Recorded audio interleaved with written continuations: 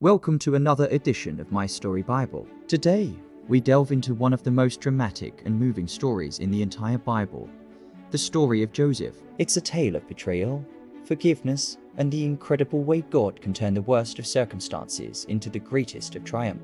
Joseph was the 11th of 12 sons, but he was his father Jacob's favorite. To show his love, Jacob gave Joseph a beautiful, colorful coat. This favoritism made Joseph's older brothers burn with jealousy. Their envy grew even stronger when Joseph shared the dreams he had. In the first, he saw his brothers' sheaves of grain bowing down to his. In the second, the sun, moon, and 11 stars bowed to him. The message was clear. One day, Joseph would rule over his family.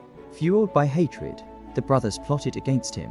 They ambushed him, stripped him of his beautiful coat, and threw him into a dry well. They then sold him as a slave to a caravan of traders heading to Egypt. To cover their crime, they dipped his coat in goat's blood and showed it to their father, leading Jacob to believe his beloved son had been killed by a wild animal. In Egypt, Joseph was sold to Potiphar, one of Pharaoh's high-ranking officials. God was with Joseph, and he prospered, eventually being put in charge of Potiphar's entire household. However, Potiphar's wife tried to seduce Joseph. When he refused her advances, she falsely accused him of assault, and he was thrown into prison. Even in prison, God was with Joseph. He was soon put in charge of the other prisoners. While there, he interpreted the dreams of two of Pharaoh's officials, the cupbearer and the baker. His interpretations came true, with the cupbearer being restored to his position and the baker being executed. 2 years later, Pharaoh himself had two troubling dreams that no one could interpret. The cupbearer remembered Joseph, who was then brought before Pharaoh. Joseph explained that the dreams were a message from God. 7 years of great abundance would be followed by 7 years of severe famine. Impressed by his wisdom, Pharaoh put Joseph in charge of all of Egypt, second only to himself, to prepare for the coming crisis.